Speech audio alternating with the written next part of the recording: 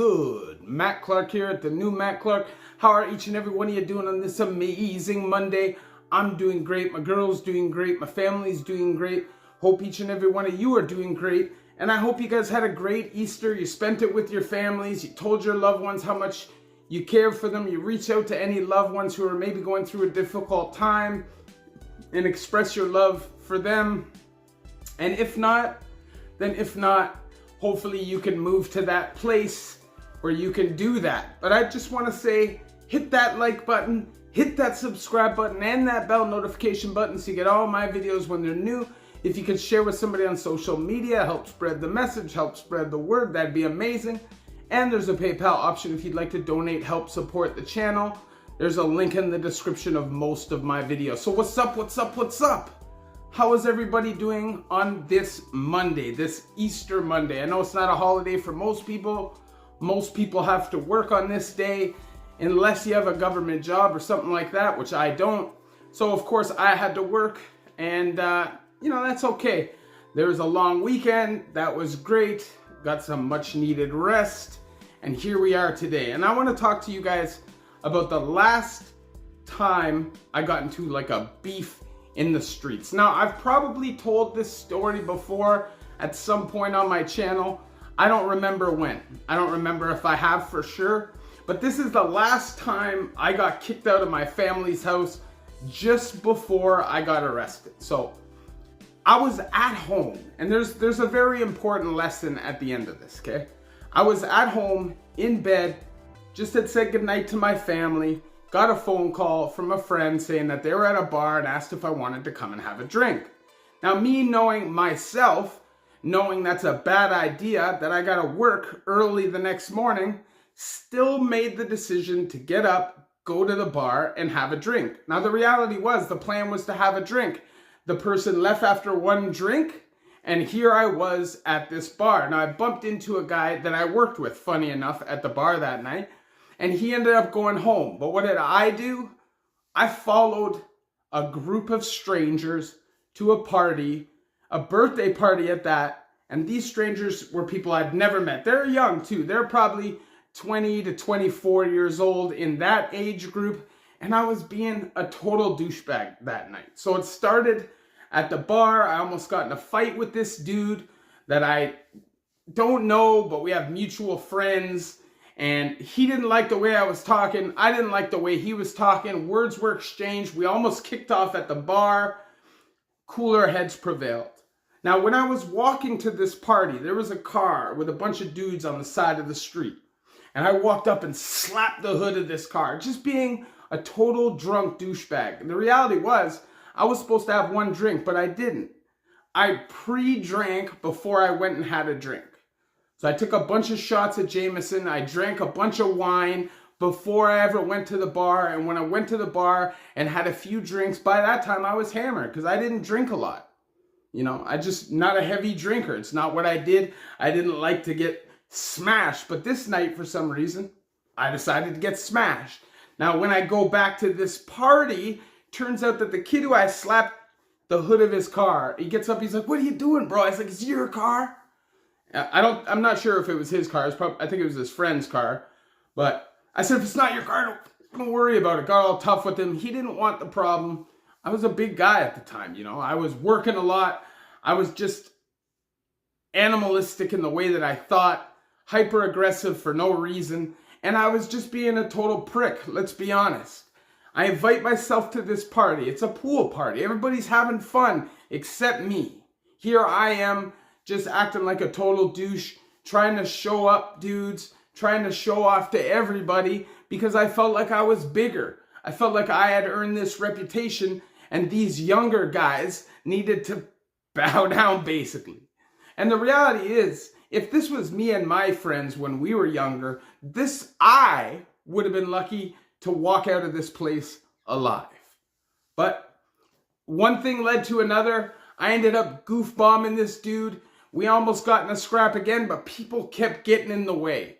You got to remember, I'm at a party with like 40 people, 50 people, however many people, and I don't know 0 of these people. And the reality is, this guy that I'm going to fight and I'm going to win that fight. especially considering I'm hyper aggressive, I'm drunk, and I'm just being stupid.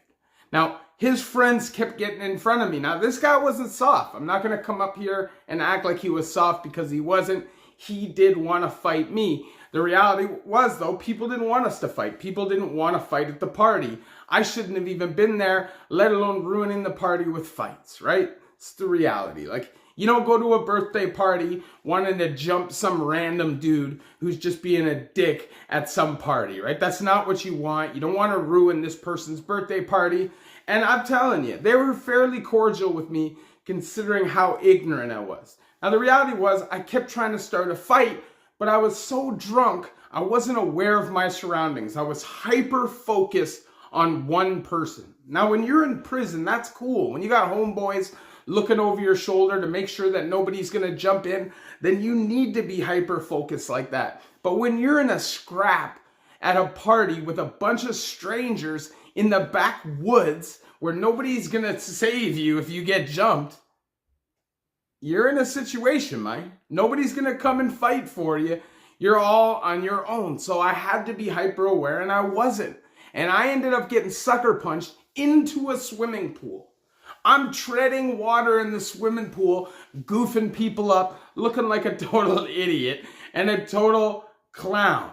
And that's a fact. Like, I can look back at the situation now and see how stupid it is, my behavior, and how terribly I was acting. I ended up jumping out of the pool, trying to fight the guy again. I end up sucker punching some other dude. I run down the street, kicking the door of a shed, and I grab a big spade shovel, and I'm running back to this party where who knows what I'm gonna do. But the reality is, the party had enough of me, and the whole party decided that they were gonna smash my face. And when I'm coming back up the street with the shovel, I see a whole lineup of dudes come running towards me, and I had no other plan but to abandon ship. Let's be real. I would have got hurt real bad, and at the end of the day, it wasn't worth it to me. I took off out of there. I had already made a scene. I'd already made myself look like a jackass, and I didn't want to end up getting hospitalized, possibly killed on top of that, so I took off.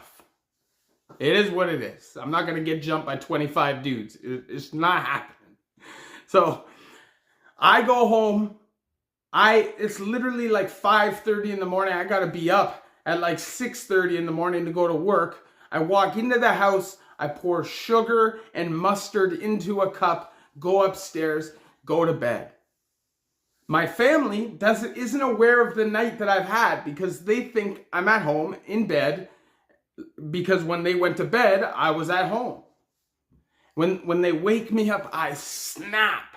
I lose my cool. I totally flip out. I just almost got jumped.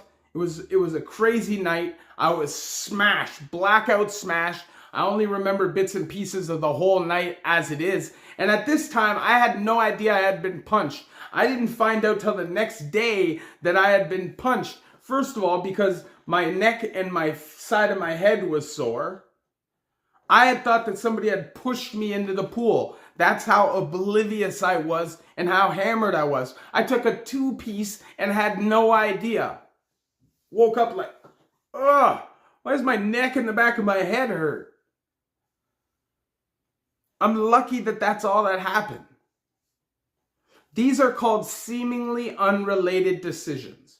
When you're making good decisions in your life and your addiction just wants you to sabotage that, they send seemingly unrelated decisions up your way, and it's up to you to recognize that. And I didn't recognize that. I was at home in bed. There was no reason for me to go anywhere and have a drink. It's not harmless ever for somebody like me, especially at that time. Especially at that time, because I wasn't stable.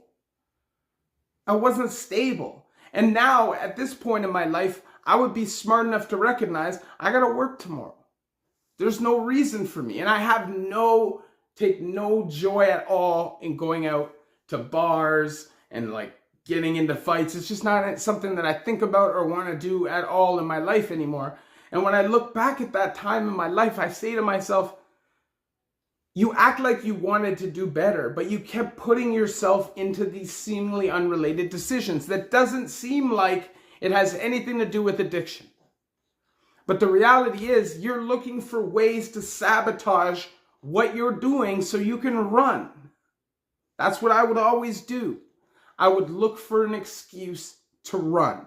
And it didn't always matter. I remember I ran from a halfway house because somebody spilled beer on a shirt. I could have changed the shirt.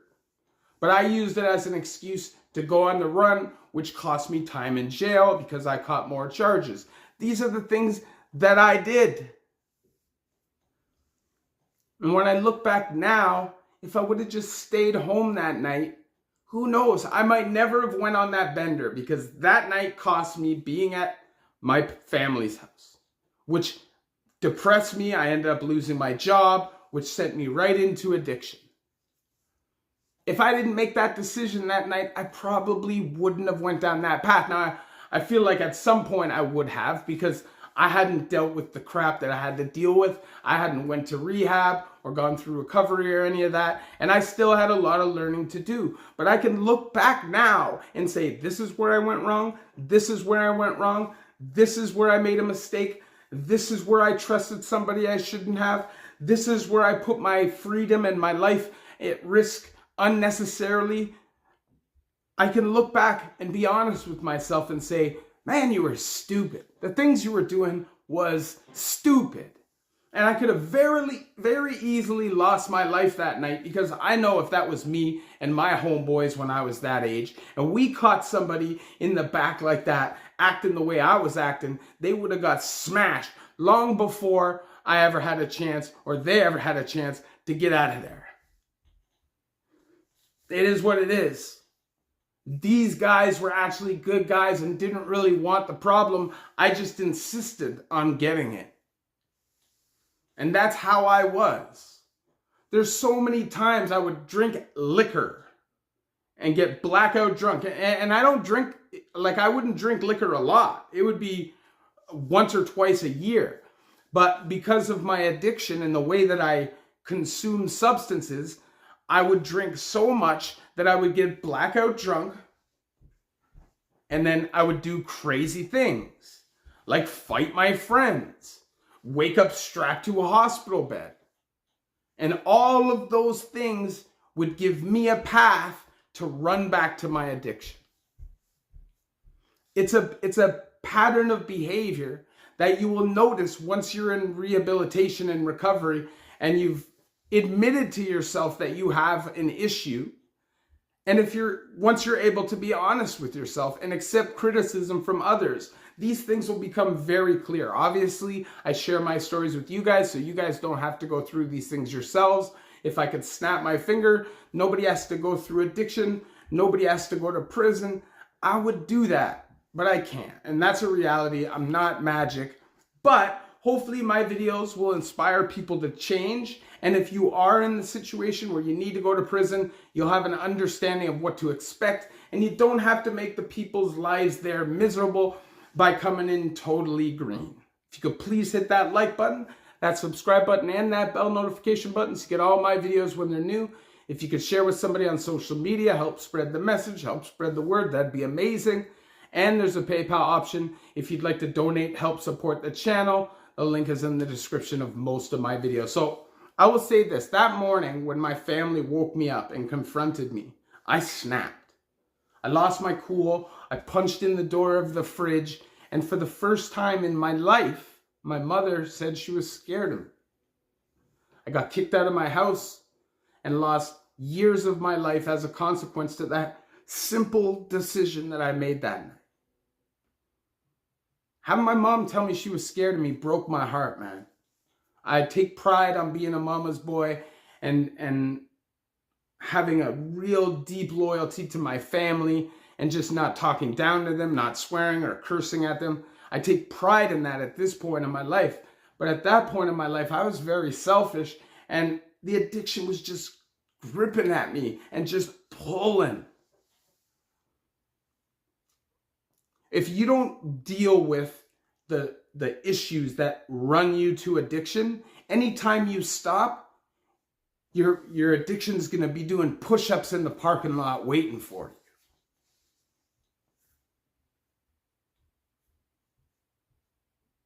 you. Life has meaning. Your life has meaning. But you have to decide what that is.